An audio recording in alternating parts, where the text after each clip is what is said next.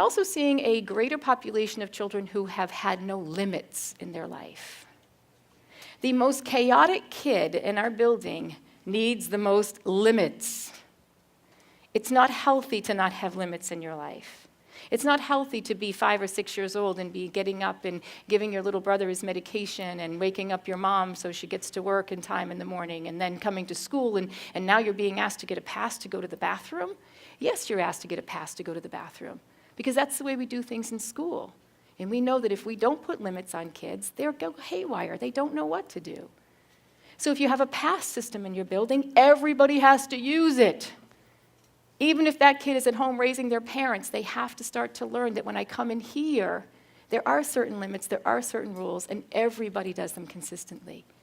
And we always know when we put those behavior response plans on kids that are really high-end, they escalate first, and then they start to come down.